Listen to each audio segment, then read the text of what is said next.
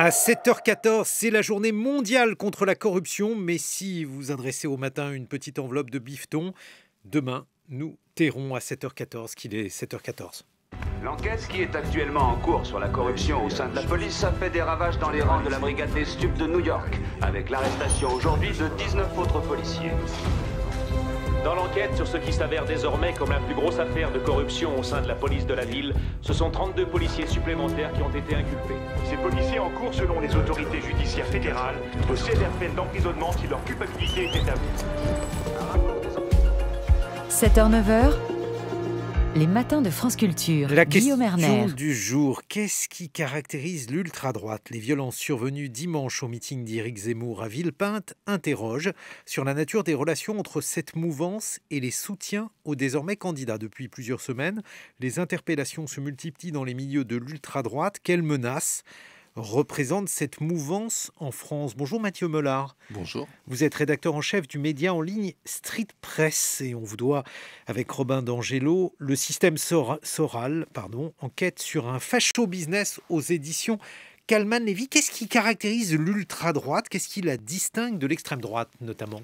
Alors déjà, le terme d'ultra-droite, c'est un terme qui est utilisé, inventé par les services de police et le renseignement. C'est pas un terme de chercheur, c'est pas un terme de journaliste non plus. Ils utilisent cette expression pour qualifier une frange de l'extrême droite ou des droites radicales qui a basculé dans la violence avec le risque, même si c'est pas forcément pareil, d'une dérive terroriste. Alors il faut distinguer parmi ces différents groupuscules. Il y a différents niveaux de violence, de rapport à la violence parmi ces groupuscules. Il y a des rapports à la violence qui sont différents et qui s'associent aussi à des idéologies qui sont quand même différentes.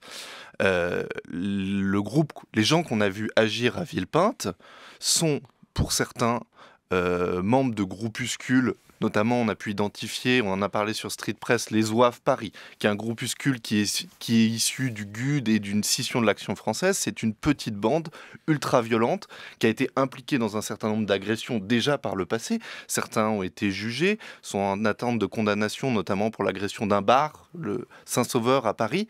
C'est des gens violents, mais ce n'est pas des gens qui sont, à l'heure actuelle, dans une dérive terroriste, comme on a pu le voir dans d'autres affaires plus récentes. Lesquelles ?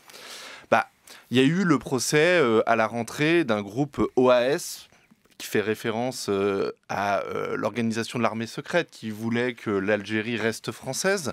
À cette époque, il y avait eu une vague terroriste en France, à l'époque de l'OAS. Ils ont repris ce nom-là et avaient des projets d'attentats assez avancés avec soit des assassinats de personnalités politiques comme Jean-Luc Mélenchon, soit des assassinats, des attentats devant des mosquées étaient en préparation.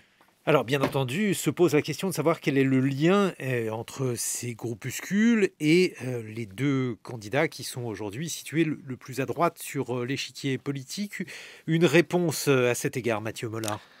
Le lien avec les équipes, les soutiens d'Éric Zemmour, il est assez direct aujourd'hui. C'est-à-dire que Éric Zemmour, il s'est lancé dans la campagne avec un programme radical et pas du tout de parti. Et quand on n'a pas de parti, on a besoin de bras pour coller les affiches, pour organiser les meetings.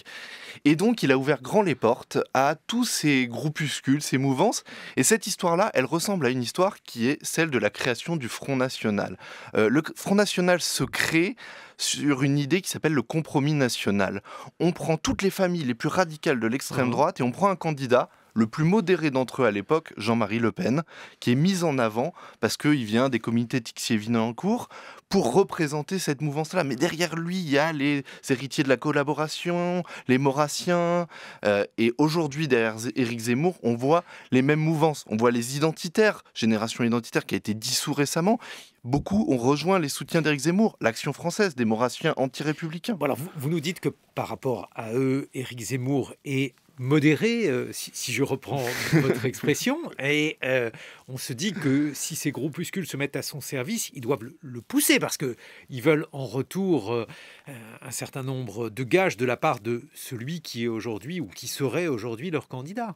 Bien sûr, Éric Zemmour fait campagne sur cette radicalité pour se distinguer de Marine Le Pen. Sur le fond, il n'y a pas une différence très très importante entre les deux candidats, mais il y a un certain nombre de différences, par exemple par rapport à l'économie. Enfin, il y a des différences dans leur programme. Alors d'abord, le programme d'Éric Zemmour, pour l'instant, on n'en connaît que Se quelques dessine petites bribes. en ombre chinoise, mais en tout cas, on voit à peu près, au travers donc d'un certain nombre de ses prises de parole, ce qui pourrait le distinguer de Marine Le Pen, par exemple, sur la question économique. Il y a des différences, mais elles sont, à mon sens, beaucoup dans le positionnement et dans la communication. Éric Zemmour, par exemple, a dit que l'islam n'était pas compatible avec la République, ce que Marine Le Pen n'a jamais dit. Ça ne veut pas dire qu'un certain nombre de ses soutiens ne l'ont pas dit et ne le pensent pas. Mais voilà, il a pris un positionnement plus radical et il va, si vous me passez l'expression, ramasser tout ce qui se traîne à l'extrême droite. Il a lancé des gages aux héritiers de la Manif pour tous en disant qu'il reviendrait sur la loi permettant la PMA, etc. Il accepte un certain nombre de groupuscules qui, au Front National, sont maintenus à la frange. C'est-à-dire que les Zouaves Paris, qu'on a vu pour certains agresser les militants de SOS Racisme samedi. Moi, il y a 5 ans, quand j'étais au meeting de Marine Le Pen au Zénith à Paris.